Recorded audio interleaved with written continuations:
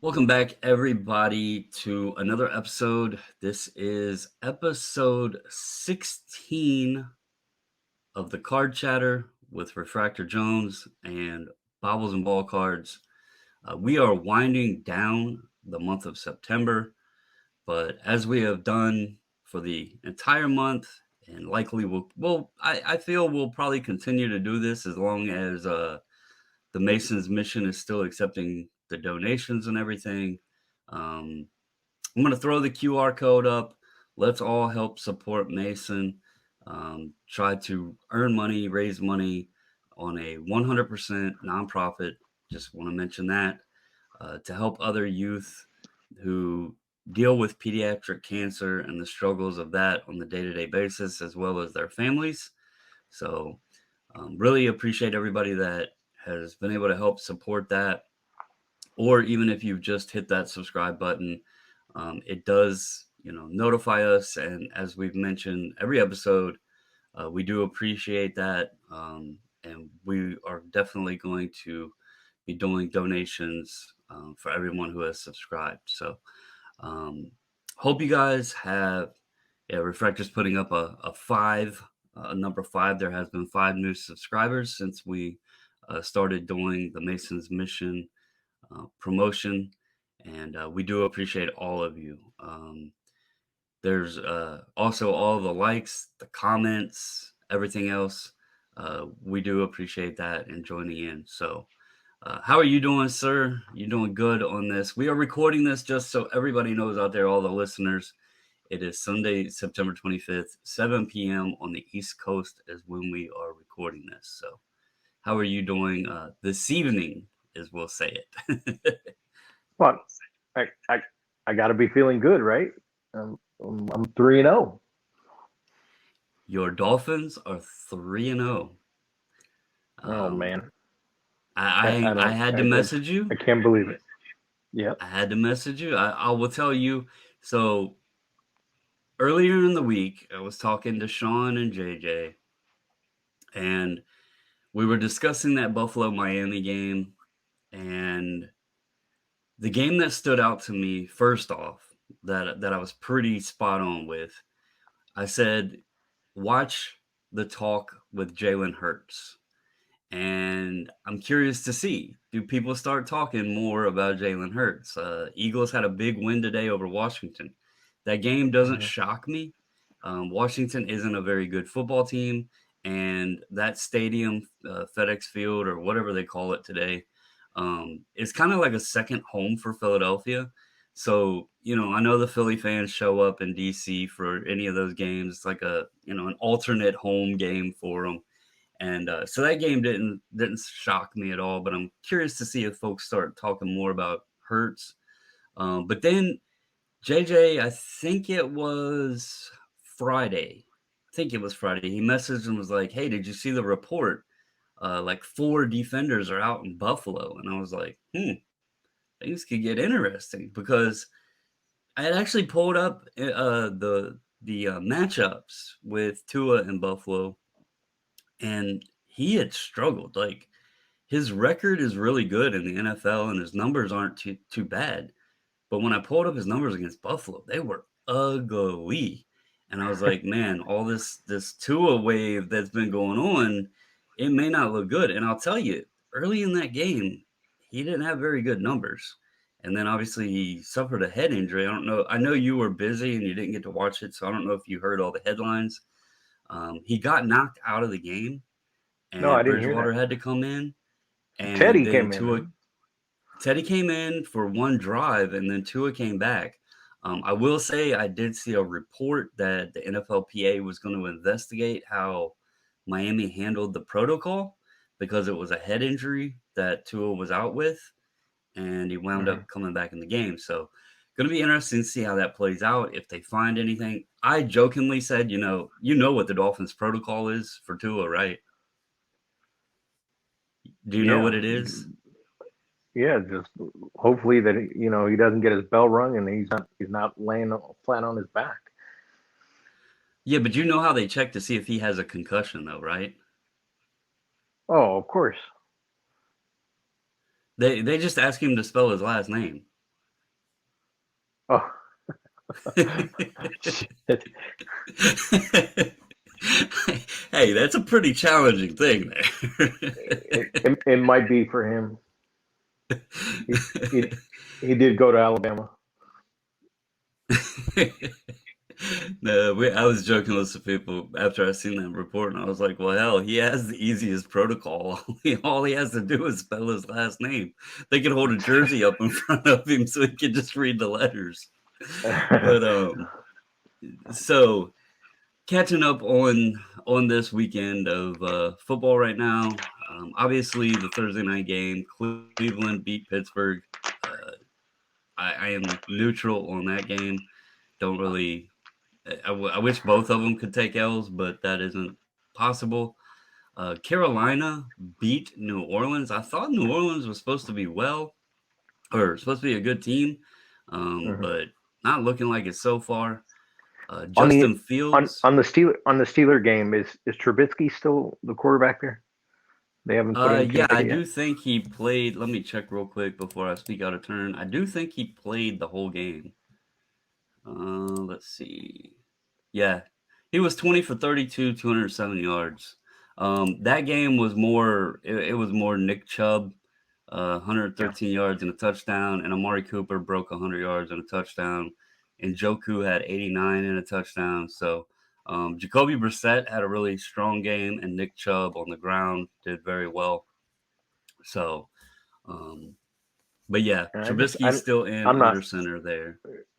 Yeah. I mean, I feel the same way about him that I do about Tua. I mean, they're just ugh. Yeah, he's not had the best of careers so far. But Uh, then you had Carolina again. I'll mention Carolina beat New Orleans. Justin Fields gets the W against Houston. A shocker was end of the game uh, win for Indianapolis. They beat Kansas City. Now, I will mention, just for any listener out there, I know Sean sometimes listens to the podcast. I do want to say in that game, people might be down on Mahomes or whatever, but Kansas City is dealing with a kicker issue right now, and they did have a missed extra point as well as a missed field goal in that game. So they wound up with 17, but that's because they got a 2-point conversion. So they had some kicker issues there, or that game, might have swung a different way. Uh, we mentioned the Miami game. That was a weird game. Miami won 21-19. It was 21-17. Um, Miami actually stopped Buffalo at the 1, and then they got the ball back, but they didn't do anything with it. Like 3 plays took barely any time off the clock, and then they had to punt from deep in their end zone. And the punter basically booted the football right up his own teammate's butt. And lucky for them, it went out the back of the end zone for a safety because that could have turned out ugly. I actually, again, when I was talking to JJ and Sean, I said, hey, I think the best scenario right here would be take the safety and get, Buffalo in worse field position.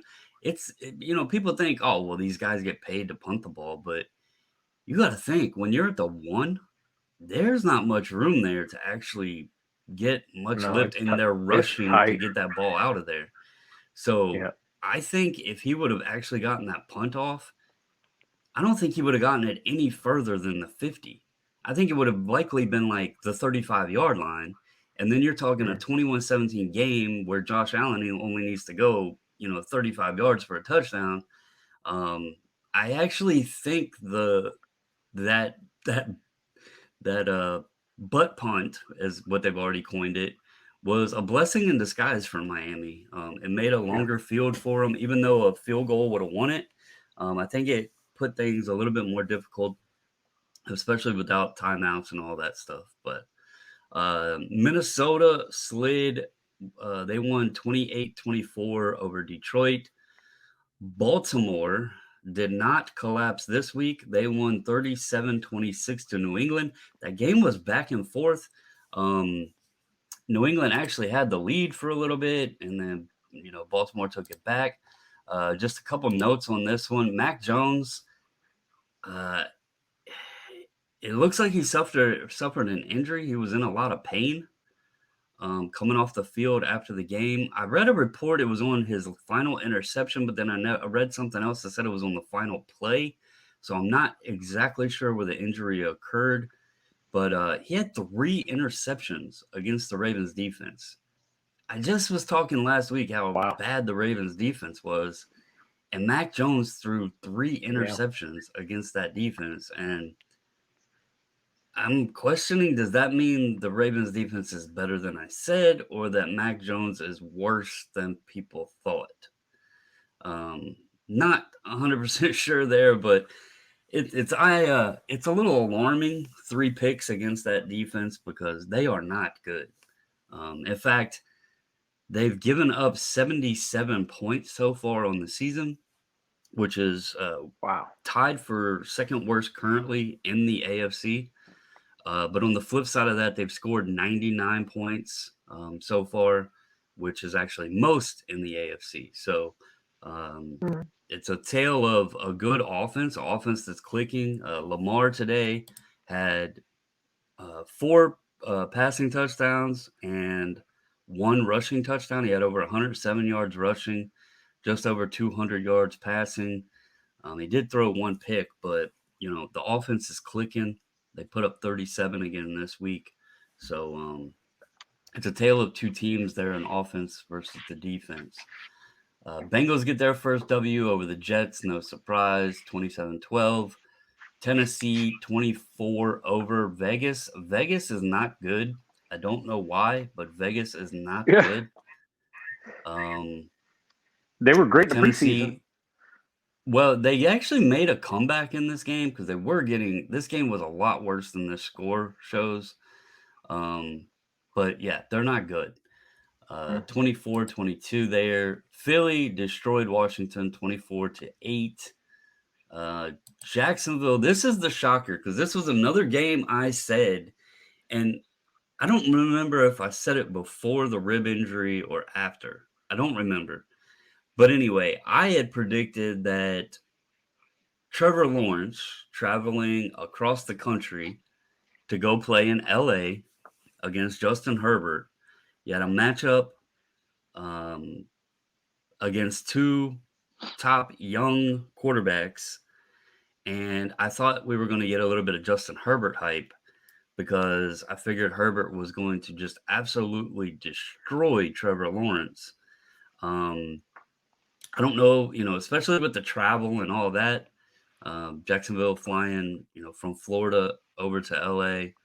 I don't know if this was a rib injury situation, but Jacksonville beat the Chargers 38-10. That's crazy. Um, yeah, And that game is final at this moment. So that is an official score, but 38-10. Trevor Lawrence was 28 for 39, 262 yards, 3 touchdowns. Justin Herbert, on the other hand, was 25 of 45, 297, 1 touchdown, 1 interception. So very unexpected score there. I did not expect that one. 38-10 for Jacksonville. Um, NFL is not wanting to work very well here for me. Right now, 3 minutes to go. Rams 20-9 on the Cardinals. 2-minute warning for Falcons Seahawks. Falcons have the lead 27-23.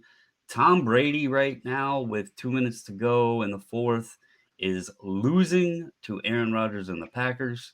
So that's another interesting one. So yeah, that's I the I scores. was And yeah I was starting to listen to that one. When I was a little tied up here, but it wasn't basically Brady's fault. There was a couple drops and a few fumbles there, and then they just Green Bay just capitalized on 'em real quick. They just turned those turnovers into points. yeah, I was right like, wow, now I couldn't believe it. Brady's 26 of 34 for 237 as we sit. There's a minute and a half left in the game. It is Buccaneers ball, so anything can still happen in this one. But Nah. as of right now, it is 14-6 Green Bay. The other game, Well, the Seattle, that's a close game, 23-27. It is Seattle ball with 2 minutes to go, so they could also pull that one out. Just keep that in mind. Um, so we had the rundown. This has been fun doing these Monday episodes with the water cooler talk, talking about the Sunday games, the football scores, and everything. And let me to let tie me in, uh let me let me interrupt you real quick okay, because I want to be good at interrupting you today. all right, All interrupt right. me. Go ahead. How much money did you actually gamble this week? How much money Gamble did this week. I gamble? Uh, Yeah. I don't. So I don't gamble on football or anything, honestly. I used to do like the little coworker football pool things. I think I can't remember if it was like $2 a week or $5 a week or whatever. There would be a bunch of people, they'd print it out and you just pick your teams, just for fun with, your coworkers or whatever. But I've never, Hmm. I'll be honest with you, I pay zero attention. I tried doing a little video series, I think it was last year, where I was trying to like, do videos and predict picking the games by the spread and all that stuff. Nobody was watching it, so I think I only did it for like 3 weeks, and I was like, nobody's interested in this. So, but no, I'm No. not. I enjoy fantasy sports, but I haven't even done that in a few years. Um, I'm just not. I, I I don't even play scratch offs or the Powerball or anything like that. I'm just not a gambler like that. So, how much did you win?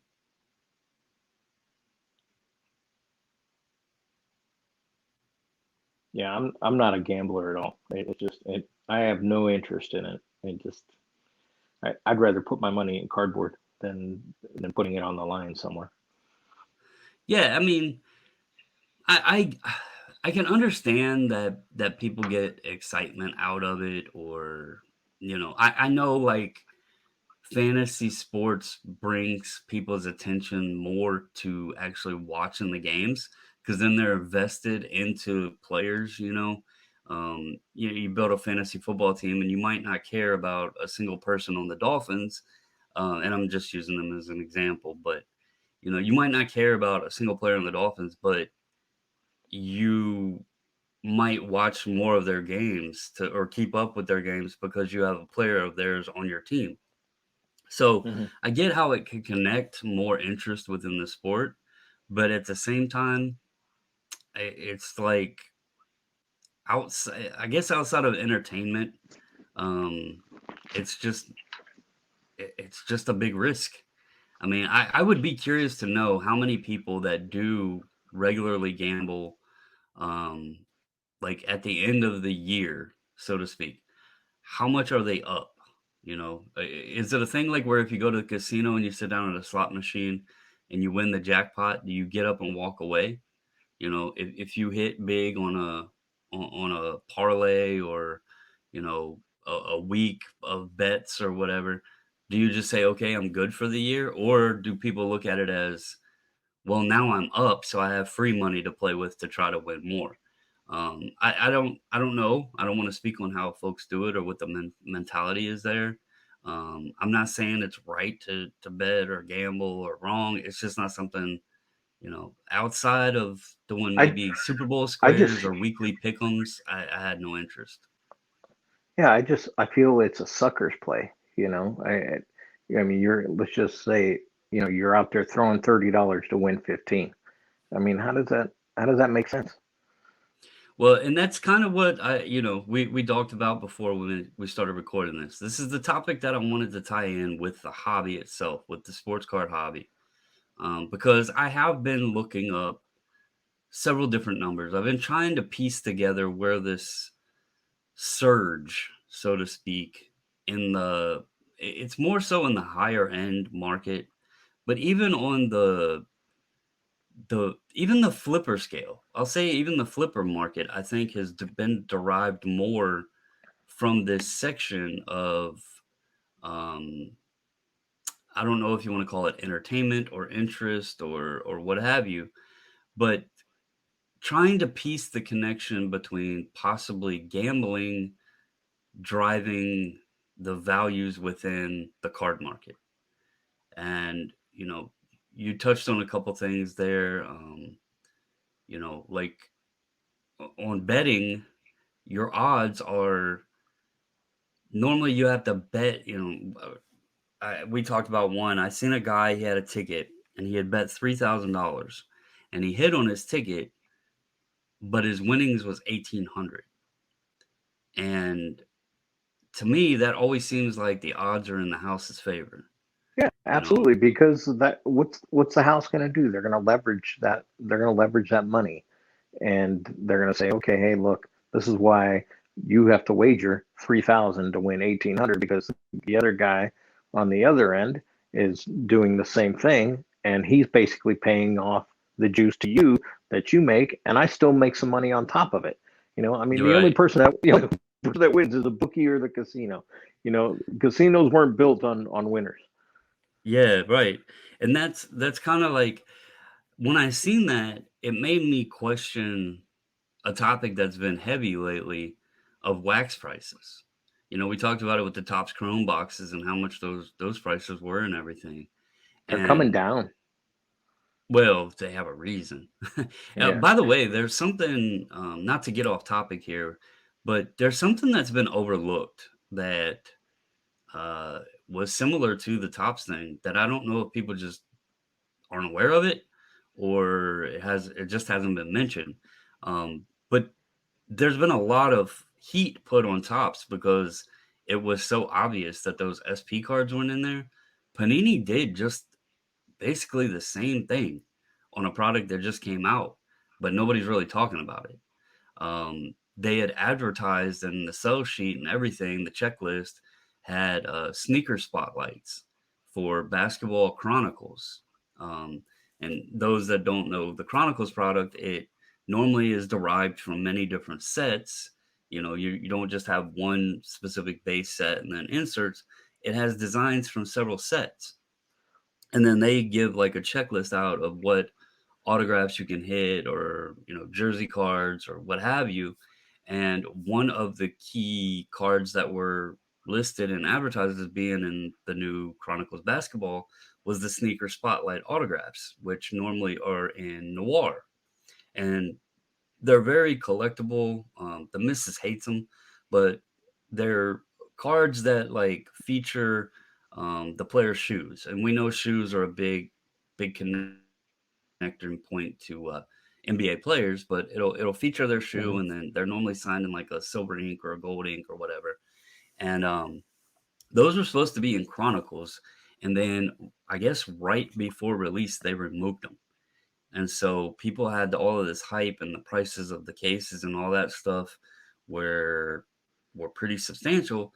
And now the orders had been made and everything, obviously, and come to find out those sneaker spotlights did not get put in the product. So they kind of did a little pull the rug deal like Tops did, but I think it's getting overlooked a little bit. So Mhm. interesting to note there. Just throw that little tidbit out, but the wax prices and what I was referring to there is I think we're seeing a little bit of a connection with the hobby interest, the hobby growth, the growth in value of cards in general, somewhat being connected to folks that also are related and tied into sports betting. And the reason I mentioned the wax is if someone's willing to actually throw down $3,000 at a chance to have a return on an $1,800 win, then what stops them from throwing $3,000 on a hobby box to hopefully, you know, hit a nice card, right? And the odds are usually going to be you're going to lose even on that $3,000 bet. So the odds are more likely that you're going to lose when you open that $3,000 hobby box. Would you agree with that assessment? Absolutely, because 95% of people are going to be losers at that level. If you're spending 3 grand and let's just say that, okay, I spent 3 grand on a box and I'm hoping to get 3,500 out of the box. Again, the risk reward is it's just not there. Why are you going to spend? What I was saying was, it makes no sense. So you're spending 3 grand on a box, and people are going to say, oh yeah, but I pulled 3,500 back out of this box. No, you didn't. You pulled 500 out of that box, and you got lucky to pull 500 out of that box. Yeah, It makes no sense. It's all gambling. And that's why, like, there's always risk within sports cards. Don't get me wrong there. Pretty much, if you actually look at sports cards, outside of buying, singles and at a price you feel comfortable and collecting and just having zero attachment to any of the value of the card. Like you got, you got your players you want to collect, you know what you want to spend on them, you buy them, you collect them, you have no risk involved in it. Um, Pretty much every other aspect of sports cards has an attachment of some sort to gambling. Even grading, even grading has a gamble to it because how many times you hear people say, "I hope I get a 10," and by getting that 10, it's like you scratch off, you hit the jackpot. But if you get that 9, you might lose money on that investment or what you spent.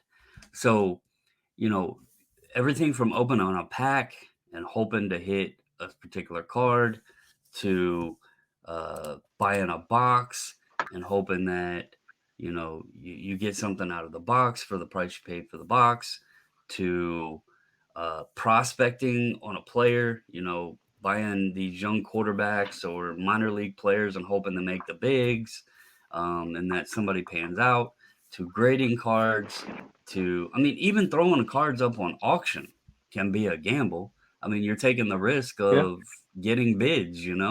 So there's so sure. many aspects and elements of sports cards that have a gambling attachment to it. Um, and then I've seen, you know, people can attribute it to the growth of the hobby or the past couple years, the boom, the pandemic, whatever they want. But some of these prices that some of these new guys are bringing right out the gate, it's just like, what what is the reason for it? And I had this conversation with the missus because I was like, the people that have the money to drop $1 million on a baseball card or a football card or whatever, right? They are obviously pretty wealthy. They've built wealth, right? Sure. To feel confident to go out and say, I'm going to spend $1 million on a card today. They've obviously built wealth. And to build wealth, you have to be financially responsible, I would think, and smart with your money, right? Yep. So, what explanation can be given to drop $1 million? And I'm going to use the Herbert NFL Shield for example. What, like, what financial advisor is going to sit down with someone and say, here's how you build your wealth? Go buy a football card of a second year or guy going into his third year, NFL quarterback, and spend $1.8 million on it. It's the smartest thing you can do with your money. What financial advisor is going to ever say that? A broke one. So that's why I'm like confused here. I mean, granted, if it's a billionaire and he can play at that level, so be it. But there's nobody that can argue that it's smart to spend that much money on a third year guy. And it's just like, so where is this coming from? And the only thing I can put my finger on is it's people wanting to gamble, but they want to use the cards. It's not fun to call your bookie up and throw $1 million bet on a football game. Let me buy this card for $1 million and see what I can turn this into. And at least then you're not just stuck with a losing, slip from the bookie or whatever. You at least still have a card, that you can have in your collection. So you do get something in return, I guess. But it Oh yeah. it's the it's just something I've been thinking about. Like, is that the route we're heading? And I don't I don't want to sit here and say like bad things because it's cool to see, that there's people being interested in sports cards. It's not something that's for everyone. People could say that we're nerds. They could say it's weird that we spend money on cardboard pictures, all of that stuff. And I get that. So it's nice to see that there's interest in all that involved. My only concern is the long-term effects that this will have.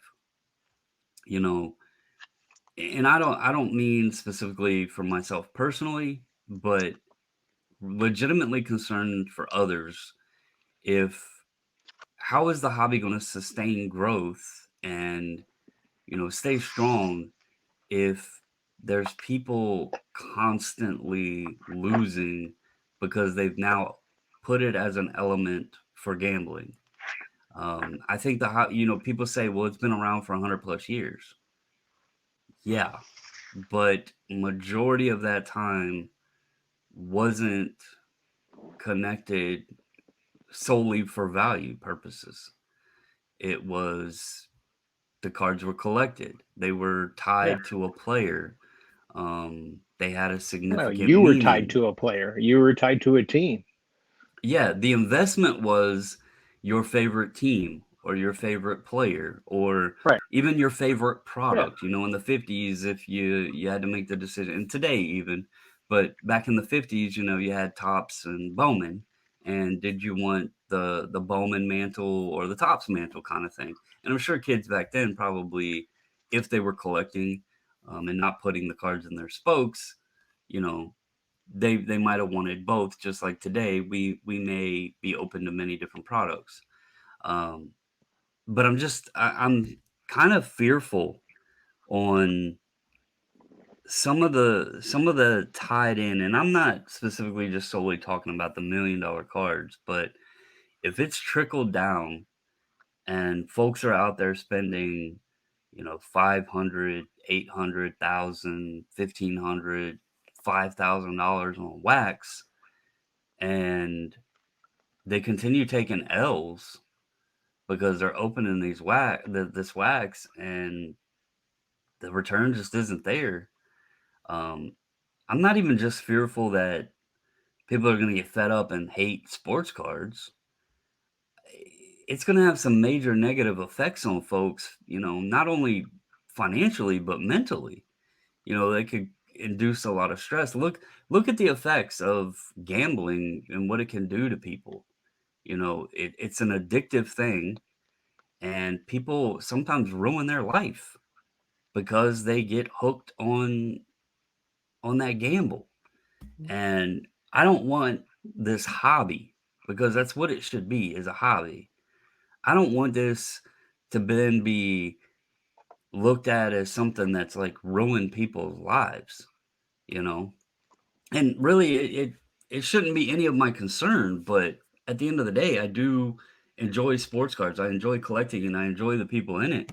And I don't want people ruining their lives because they want to gamble, you Yeah, know? because we do So, we do lose people in the hobby that just they get to that point and they just fizzle out and they fade out and they're done. And then of course you no longer have them as a hobby friend. What do you have in common with that person?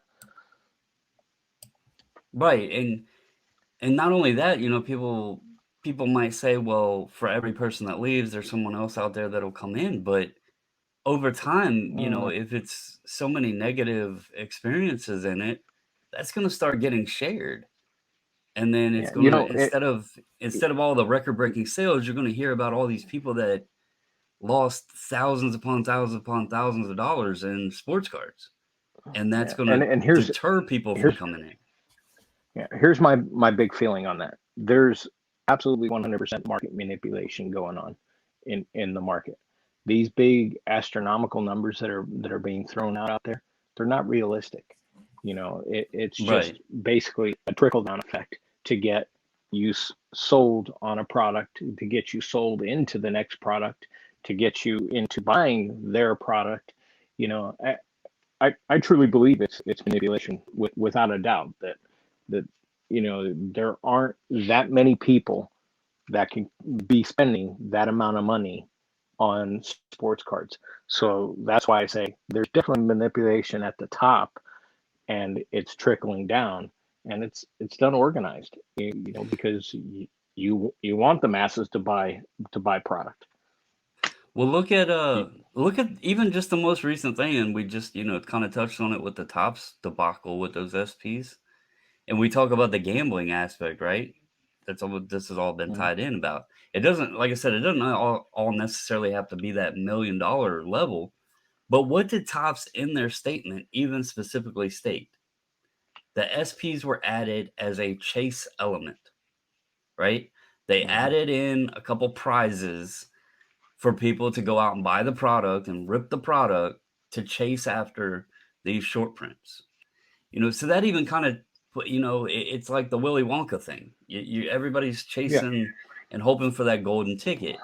And on terms of the manipulation, look at the bounties that get put out there. That's something else that's been recent. Like I, Hmm. I don't remember, you know, in the early to mid 2000s. I don't remember in the 90s. I don't remember in the late 80s when I was a kid collecting. I don't ever remember anybody putting out bounties, to drive a craze on cards until the first one that I can remember. And there might been more, but this one was a big one, was the Otani Yeah. Superfractor bounty. And then in 2019, it was the Zion bounty. Um, I don't remember, like, there's been several since then. I remember the Otani was a huge one, and then the Zion one. Right now, there's a bounties going around for the Jordan PMGs out of the new Metal Universe Champions. Hmm. There's like a $50,000 bounty out there for a green PMG or whatever. I don't think people realize that sometimes these bounties are being tossed to sustain, like, if you notice the people that's throwing the bounties, it's been Blowout, it's been like DA Card World. It's these heavy hitter suppliers that have a lot of product that have this product at Hmm. a decent return value for them, selling it at a high margin. And so they throw this bounty out there to get people to buy the product at a sustainable amount so they don't have to drop the prices down. Like if they can cause Right. chaos by saying, hey, we'll give you $50,000 for a card and it causes people buying the product, then they can keep the price of the wax up, Right. you That's what I know? said. It's the ultimate market manipulation going on, and people don't see it that way. They look at it as their golden ticket. Hey, I've got a chance. Sure, you got a chance, but a puncher has a better chance. Well, the other thing that nobody really understands or knows, these bounties could be put out there, but we don't even know if the cards have actually been released to the public yet. You know, sometimes Yeah. when those bounties are thrown up, there, because we know that product gets printed, but we also know that a lot of times it's released to the public in waves. Hmm. It all may be printed, it all may be packaged, but it's released out in waves. And if they know, okay, this is going to be a chase card, well, toss that bounty up there to get people to buy product. But that Zion logo, man, may not be out for 8 months after the product's released. It may not even be in boxes that are Yeah. going to be on shelves to be available to buy for 8 months or so until after the product's released. We don't know. But these bounties are Mhm. creating that lottery ticket chance, that Willy Wonka's golden ticket chance, because not only do you hit the card, and get that excitement out of it, but now you have someone automatically offering you, 50,000 or 100,000 or $250,000, and it's just driving the value of the wax up then, because, oh, well, I can go buy this box and have a chance at $100,000, and that allows them to sell it for a higher Yep. price.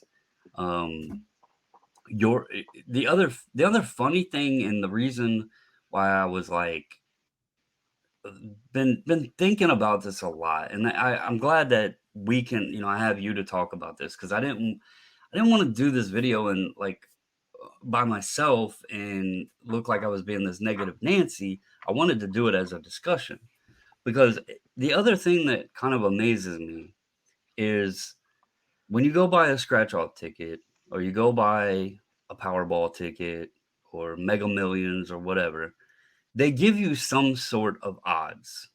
Like, that the likelihood of you winning isn't very good, but at least somewhat of what your approximate odds are, what your chances are.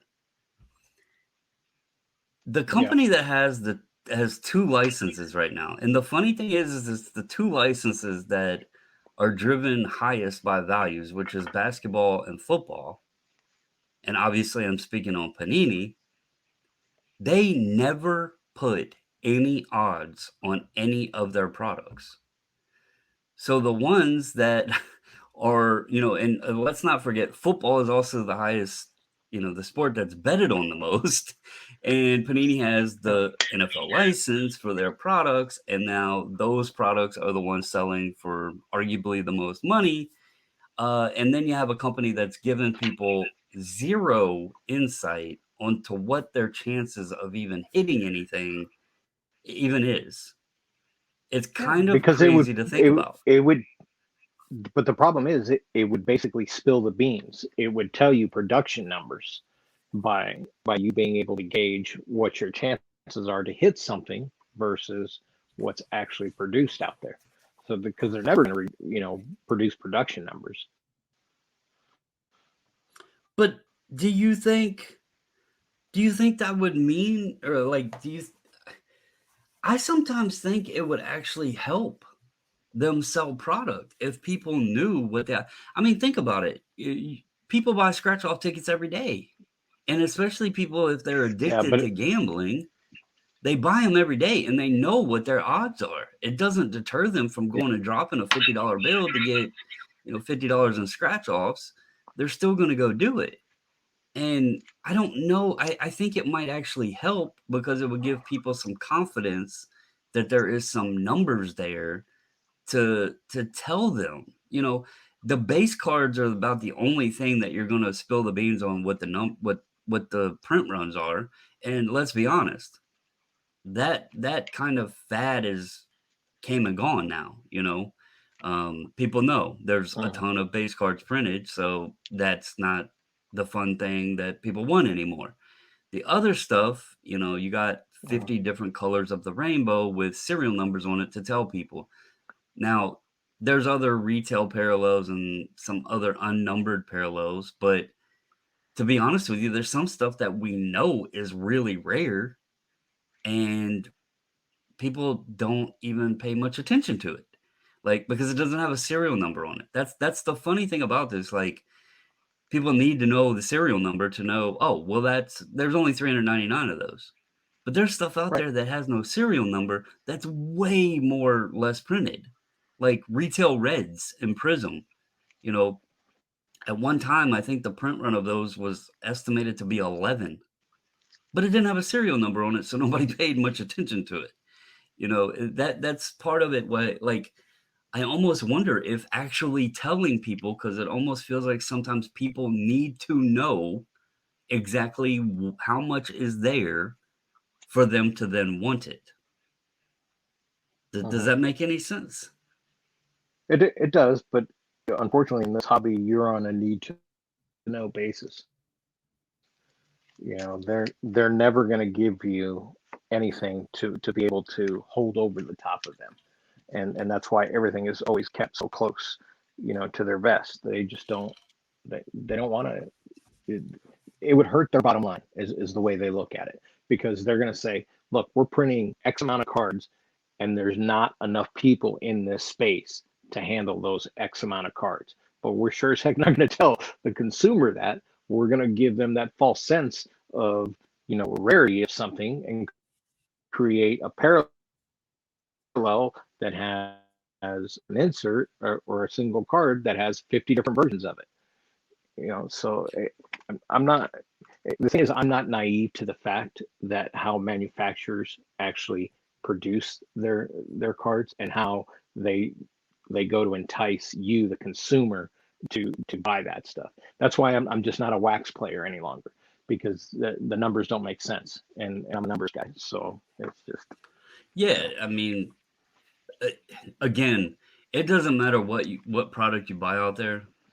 Um, your chances of making your money back are very, very, very, very slim.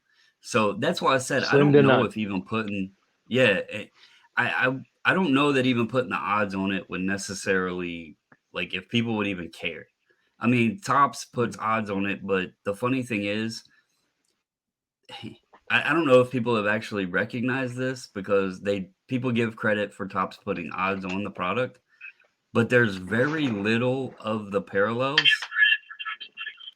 that you can even use the odds to give you any sort of idea of how much of it, like, of the other stuff is Insight. actually printed. Yeah, because, like, example, the Topps Hmm. Golds, they're in so many different products. You're getting odds for just Right. that one product, but you don't know if they printed, they're obviously serial numbered to 2022. You don't know if in hobby boxes they put 100 of them in there. You don't know if they put 1,000 of the 2022 in there. They don't tell you that part. They just tell you what the odds to hit one is. So that's what I'm saying. I don't know if even Hmm. Panini putting odds on the product would matter. I think people would still buy it. They just would, like, it might take some heat off of Panini, honestly. And another question, speaking on, and I know you have experience with, like, the Fleer and the Tops backdoor items and that sort of stuff, and things walking out of manufacturing. Do you think that another reason maybe they don't do it is, do you think that they actually print and put to market every single card that should be printed and put to market?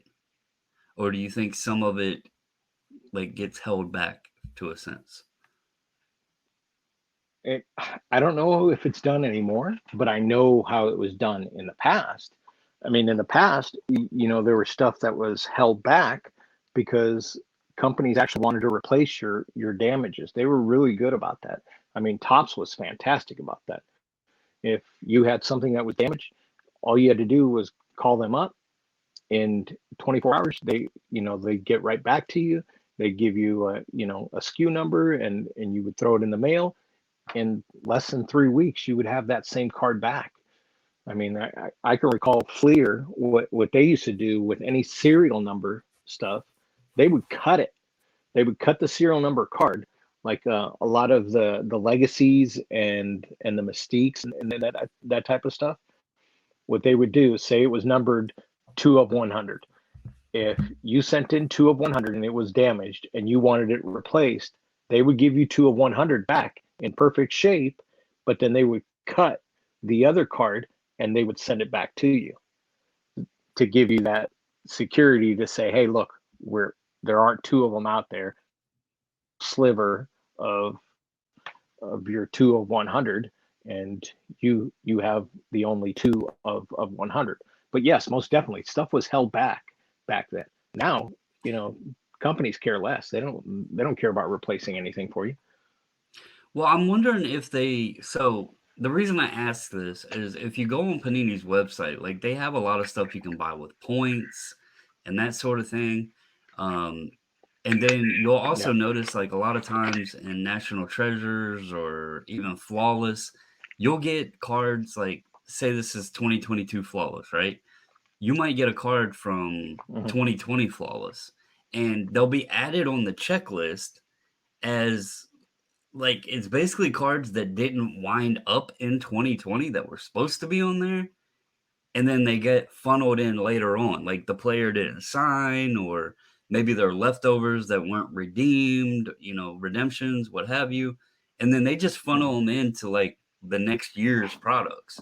And that's always been interesting to me because, again, like even on Panini's website, you can go in there and buy serial numbered autographs and stuff that are from products. And I'm like, where's this coming from? Because it's not like a Panini online Yeah. thing. Same goes with like Upper Deck. Right. They have EPAC Right. and they Yep. release all these products in hobby form, and they'll put out retail forms sometimes on products. And then EPAC comes along and there's hits that you get from a digital version of the hobby boxes. And I've seen people hit the 101 chasers of the best player out of EPAC. And you're like, well, hell, that was never Hmm. even in the hobby boxes.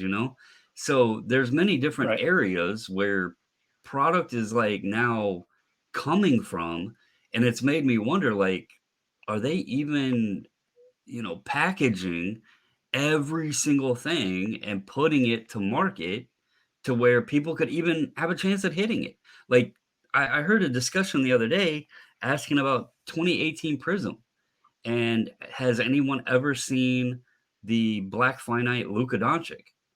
And to everybody's knowledge in that conversation, nobody has seen it. And with the amount, just the eye-opening fact, with the amount of breakers we have today and the amount of product that's getting, sold through Blowout at DA and Steel City and places like that. And then you have all your hobby shops, and then you have all the retail outlets that are selling cards and everything, and that's getting opened.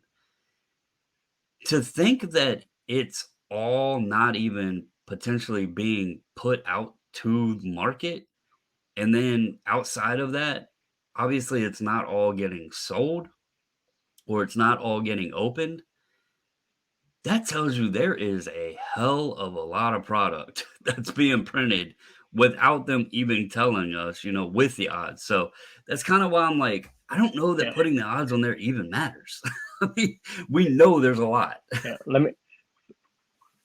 me ask you this: where do you think, or what do you think happens to a product once it's run its course? Let's say 2 years, that they're not doing any fulfillments, they're not doing any replacements, they're not doing anything. What do you think happens with that inventory? Do you think it gets destroyed? No, no. Where do you Likely. where do you think where do you think it goes? Because I know where it goes. So I would have a couple guesses. One would be consolidated to like maybe auctions and sold out privately or what have you, or employees are just taking it home because instead of it going out to the back dumpster or shredded or what have you, it just gets taken home. One, they're not going to destroy it. They're never going to destroy it because that's destroying revenue. So they're not going to destroy it, right? So let's take that off of the table. Two, if the company filed for bankruptcy, then of course a guy like me, a liquidator, would come in to liquidate those assets. Similar to like when Fleer went through their bankruptcy, all their back inventory, what wasn't, sold, had to be liquidated through the bankruptcy court. So people had the opportunity to buy that stuff. But the most important one that people don't even realize is that all these manufacturers, they sell to repackers. They sell to major That's what I meant repacking by private companies that sale. will yeah, and they'll produce blister packs and they'll throw it, a chase card here or there, whatever, in a 50 card block or a 100 card block, and pretend like, it's nothing. We never know what was sold to these guys, but I can tell you for a fact that I know how many refractors went, went to a certain repacker, as far as like the 93 finest and 94 and 95. So it's funny that that people have never ever been able to catch on to this, and they've never been able to put two and two together. But if people would really invest themselves into the hobby itself instead of chasing that next big thing, and of course, like we've been talking about, the gambling, trying to get rich quick, learn the hobby, see what they do, because what they've done in the past is exactly what they're doing now, and that's not going to change, because bottom Right. line, it's all about revenue for them. Yeah, I mean, it kind of comes to the point, I guess, in what you're trying to say. I think I'm following along here. Um, because I think some of your upper, I'll mention them again, and not just to specifically, put their name out there, but they're the three most known. But that would be Blowout, Steel City, and DA. They're online, you know, uh, sellers of wax, wholesalers, resellers, whatever you want to call them, and basically their intent is to maximize the most they can out of a product for as long as they can. They want to put it out at a price that it's going to sell at, make the most money on it while they can.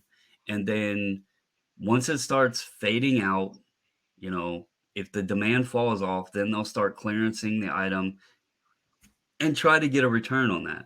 And what you're talking Right, about is kind of what I was meaning with like private sale or auctioning off or whatever. It would be a kind of a same scenario as like how we had discussed this before.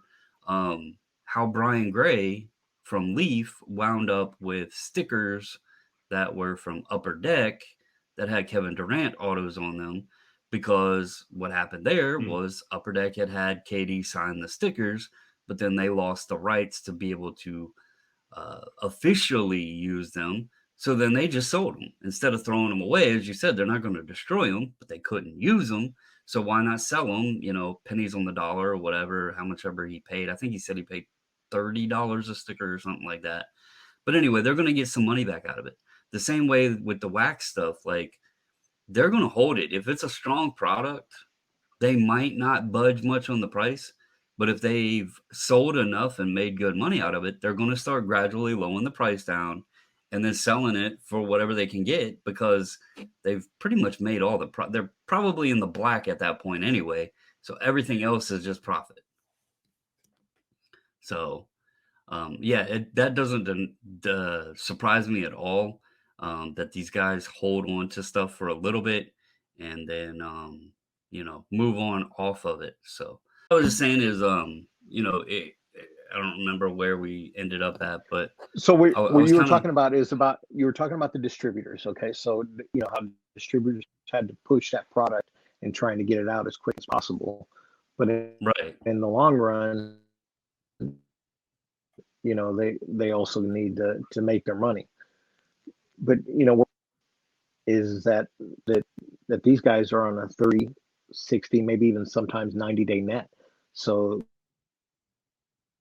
they sometimes they get enough time to play with this stuff to actually manipulate the numbers, and say, okay, hey, look, I don't have to throw out this money on this now. I can hold it back a little bit and then push it out. Um, but yeah, that's kind of like what I was meaning. I didn't mean they wanted to sell out as fast as possible, but they wanted to they front load their prices a bit to gain them, like, gain a strong profit right out the gate. And then if it sells well, they'll increase their price. If it doesn't, then they can, bring it down to where it's a price people will buy it. And then once they hit where they're good, like you said, if they're running on a 30, 60, or 90, and they're, already in the green and have made profit on it, they might sit on the product for a bit and put it at a sustained price just to see if they can move any more of it at that price, or they may just go ahead and clearance it, discount it to try to move some more off the shelf. I think we've had a good topic though, a good conversation on it. I don't even remember at this point if I mentioned it, but one thing I do want to bring up that kind of uh, touched on this was I had pulled some data. And what made me think about all of this? Obviously, I was thinking about the shift from how basketball cards were the hottest thing since sliced bread. And, it was almost a no lose situation. If you want to talk about ripping wax and making a return on it, basketball was the place to go, specifically, Yeah. Prism or Optic or especially NT and the higher end stuff. But then you had Immaculate. There was many products in basketball you could rip and make a return on. It was almost, if you lost, you just had a bad break, right? That was kind of like the blackjack table. If you knew what you were doing, you could probably make some money. Um, and now it's football, and I got to thinking about it, just the shift and how quickly it changed, and the numbers that are being thrown out there on the football cards today, and how really that sport is so heavily connected in with the gambling aspect, whether it's the fantasy sports or online betting or what have you, right? I was kind of like looking into things and seeing if there was any connection there. And there was some numbers that got brought up, and we discussed them earlier. And these numbers were kind of interesting to me. So for online fantasy players, it's 81% male, 19% female. 50% are between the ages of 18 and 34, with the average age of being 37.7 years old. Online sports bettors, so that was fantasy sports. For online sports betting, it was 80-20 male female. Again, 50% between ages of 18 and 34, average age of 38.1. And that was kind of interesting to me because, you know, people talk about females in sports cards, and there are females that are in the hobby. I don't know what the ratio would be if it would break down to 80-20 or not. But the key one was 50% of the people that were in online fantasy sports and online sports betting were between the ages of 18 and 34, with an average age that rounds out to about 38 years old. And I was like, that is even more of a big connection, like a big similarity within sports cards and the betting aspect. Now, this is also, likely, um, I don't know if it said here. I don't believe it mentioned like how many people were in this total amount that they got, or if this was just people who had signed up for online sports betting and all. So this is also just reported stuff. There's obviously personal games, there's underground games, there's all kinds of other stuff that we're not going to get into and speculate on. This is known, reported stuff, and these figures that were brought out here. But the key thing was, if we look at, you know, I think the biggest thing for me that I got from this is we love collecting. I do sell cards, but I have a collection that is near and dear to my heart. But then we talk about, and not just us talk, but you hear a lot in conversations and in the hobby and everything else, um, of the flippers or the air quotes investors and that sort of thing. We talk about the boom in 2020. We talk about what do they call them, the sneakerheads, how they came into the hobby.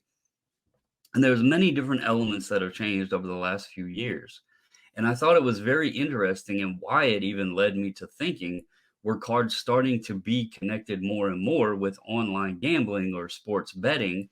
And it was even more interesting to see these numbers because I would say, arguably, a large range of the people in the hobby, so to speak, or that's new or joined in, are between that 18 and 34-year-old range that are more so into the flipper, the flipping aspect. That's what they're attracted to.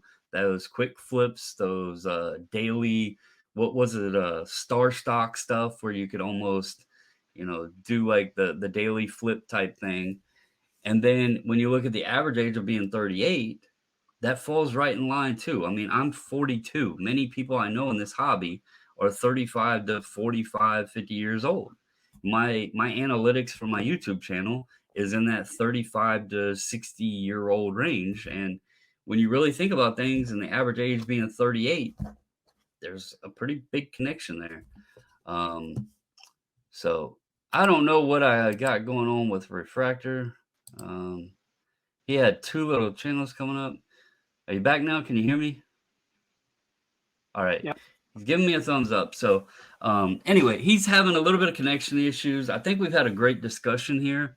A little bit of water cooler talk. Hope you guys enjoyed the NFL talk for week 3 of the NFL.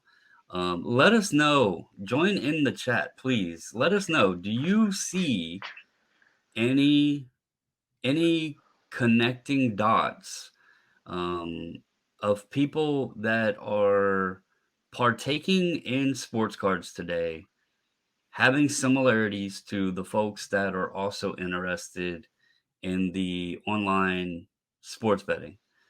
Let us know your thoughts on that, because I would like to hear more. And I want to also preface and make sure it's very, very clear for anyone, and I hope you're still listening.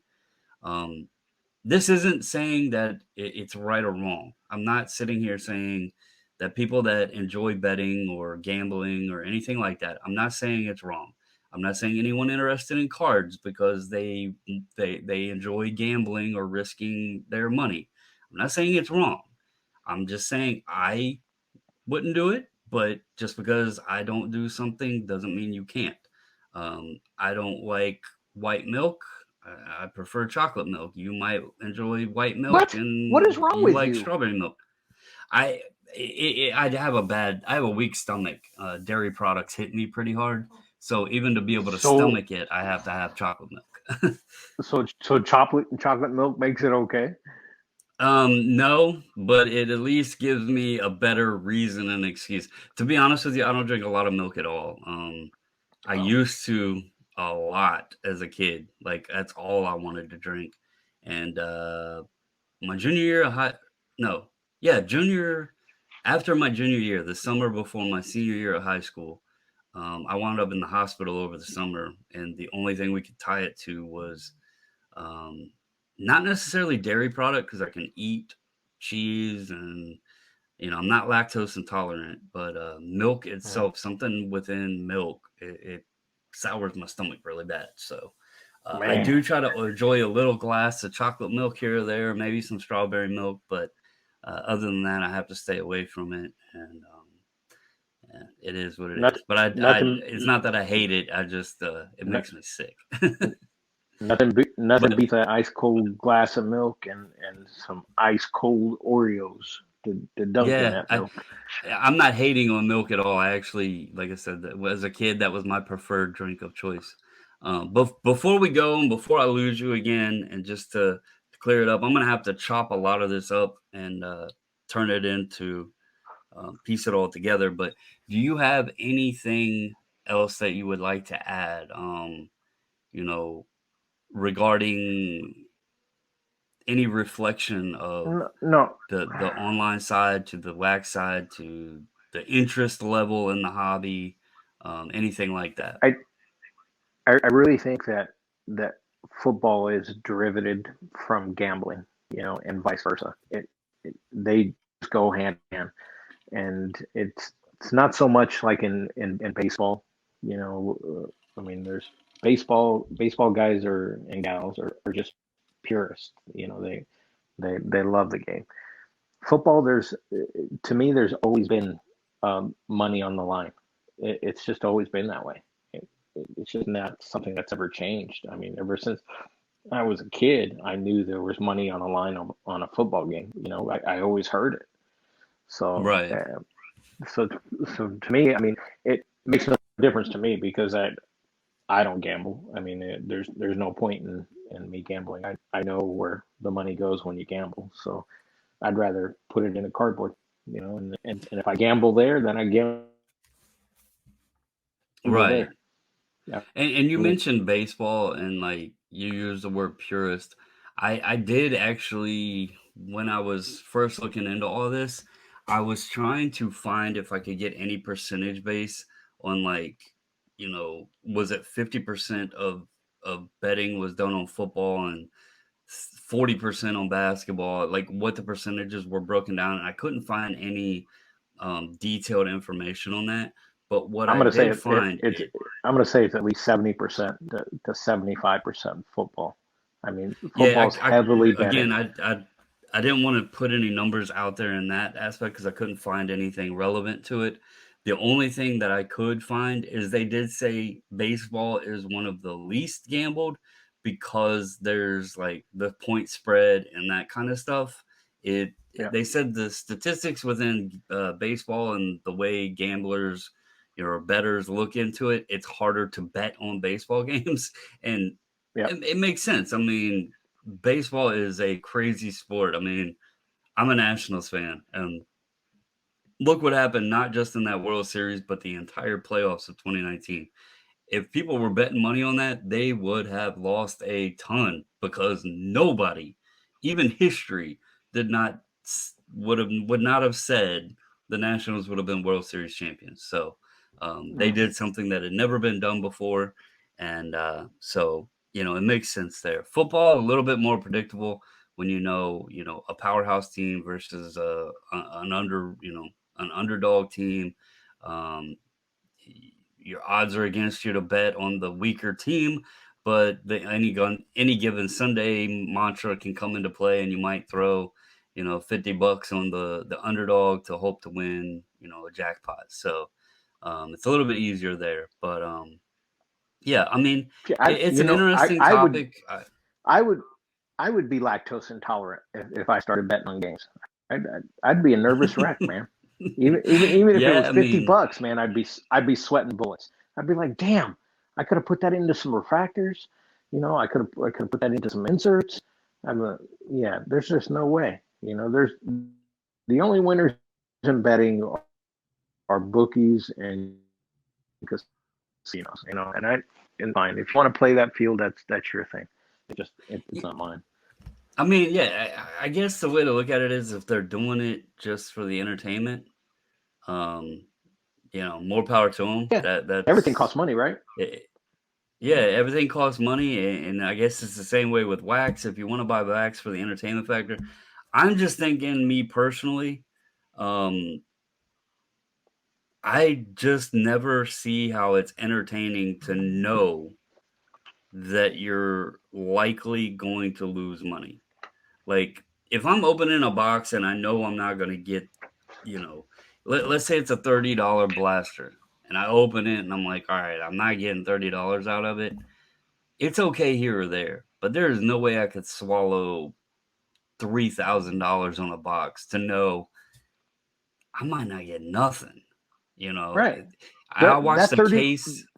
that $30 box doesn't affect you either way, right? Yeah, I mean, 3,000 is a lot. I watched Sure. a case of Topps Chrome.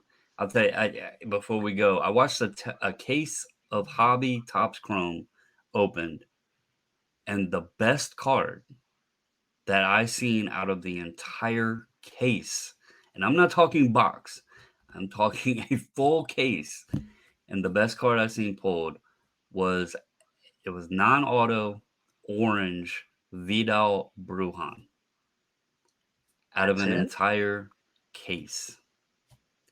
That was brutal, and it was very eye-opening to me. I mean, I think, what is there, 12 boxes in a case, I believe.